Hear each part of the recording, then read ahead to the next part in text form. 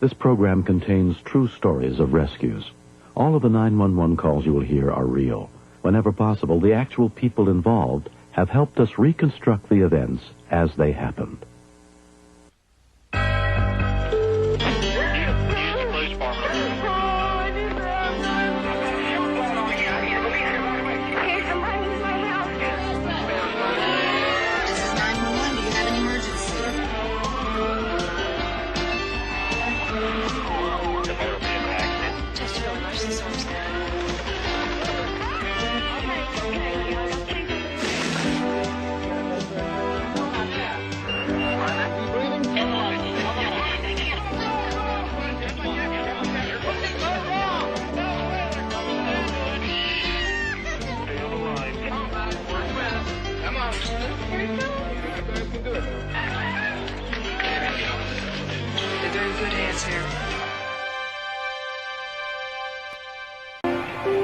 On December 12, 1992, the worst snowstorm in 100 years hit the East Coast.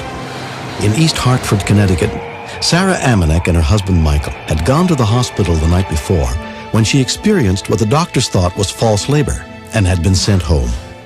Around 9:30, 10 o'clock, the contractions started up again. Hey, honey, where's your dad? Hey, what's going on? I think the baby's on the way now. All right, sit down. At that point, we weren't sure if we were overreacting to the contractions, and quite frankly, looking out the window, we were unsure that we should try to venture out in the weather. The snow was coming down so hard I couldn't see the house across the street. Okay, how you doing, sweetie? I'm not gonna make it. Come on, blow. They're coming. I wasn't really scared because I just thought that she would drive to the hospital, but that's not how it worked out.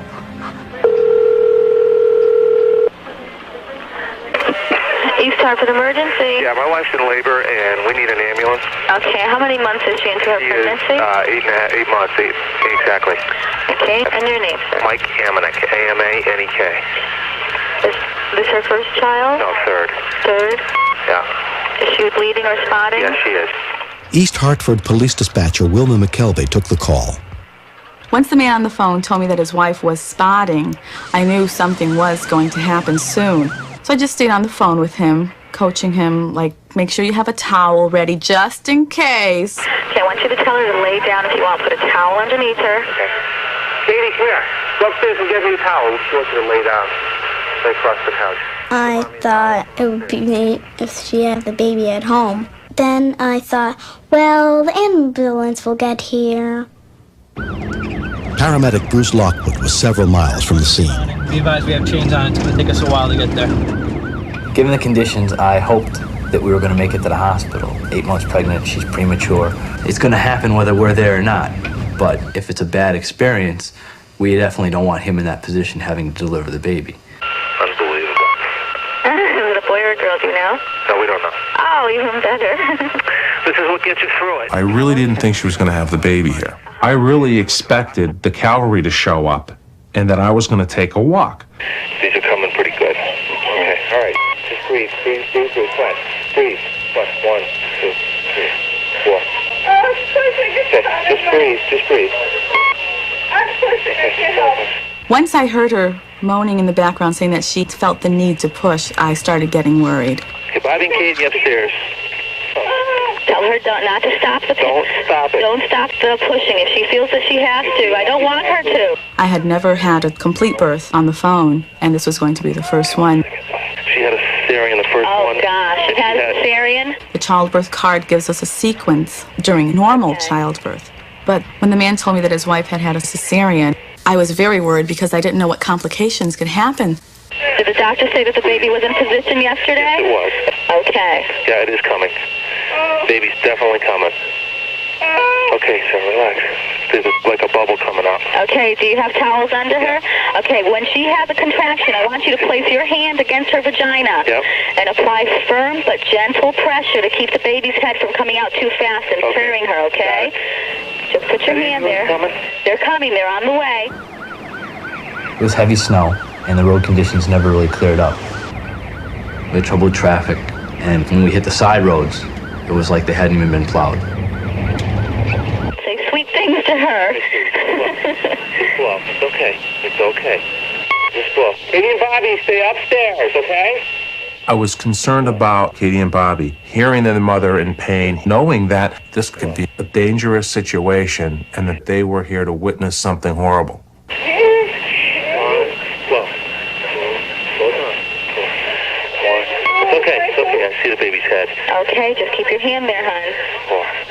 Tell her it's almost coming. It's coming. It's almost coming. 2, 3. Tell you get her a new sofa for Christmas. 3, 4. That's good. It's coming. Good, okay. Just keep your hand in a little bit of pressure, very gentle. Okay, it's coming out now. Gentle. Baby's head's out. Okay, turn the head sideways. Okay.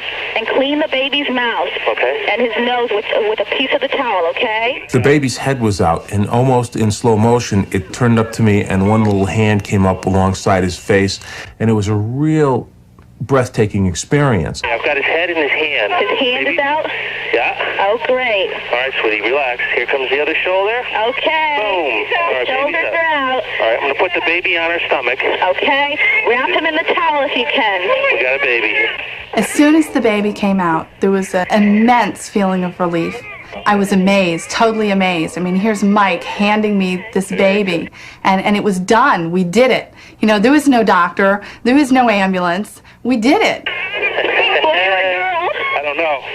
I could hear Mom was moaning, and a couple minutes later I heard a baby crying, and Bobby was like, yippee!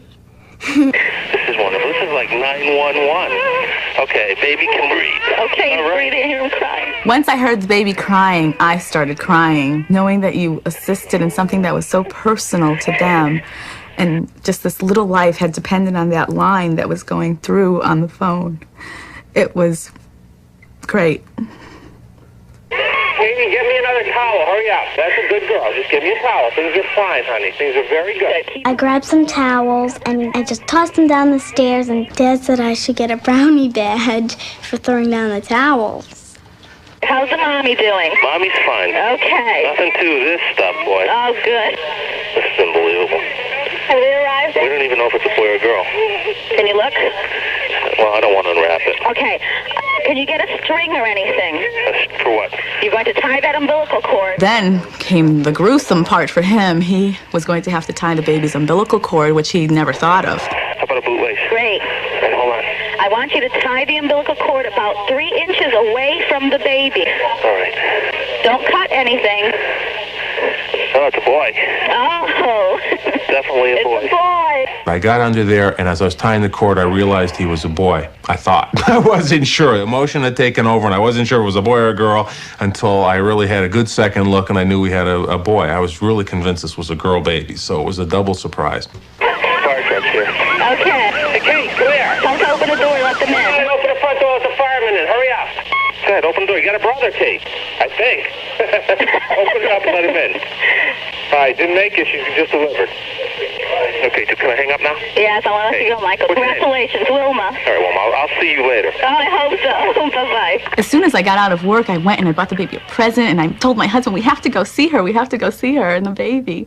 Here's your new brother right here. He is. When I looked at him, I thought he was really cute, and I thought, he's my little brother, and I love him so much. Sarah and baby John were taken to the hospital, examined, and released after 2 days. He likes the way you talk to him. What do you think about your brother? He's got too much hair. We're gonna take him. What happened the day John was born was something that we will never, ever forget. Mike did great. And Katie was terrific. I think she really wanted a sister, but the second she laid eyes on that baby, it didn't matter to her that it was a boy. Let's do it. The big burp. He does want more. I won't give you more if you don't burp. No, I wouldn't be cruel. I think it was really special that, in a way, I helped him come out because I was throwing down the towels. Hey! I'm going to teach him how to eat and watch and play. He's going to be my best friend. In here, isn't she? There she is. We found. Recently, the whole family got to meet the dispatcher who helped bring their baby into the world. Wilma is magnificent. Wilma talked to me on the phone like she was my sister, like she was my mother. She was not a 911 lady. She was a friend. Handsome. Looking good, huh? You remember? It was very rewarding to have Johnny come into this world through 911 with me on the line.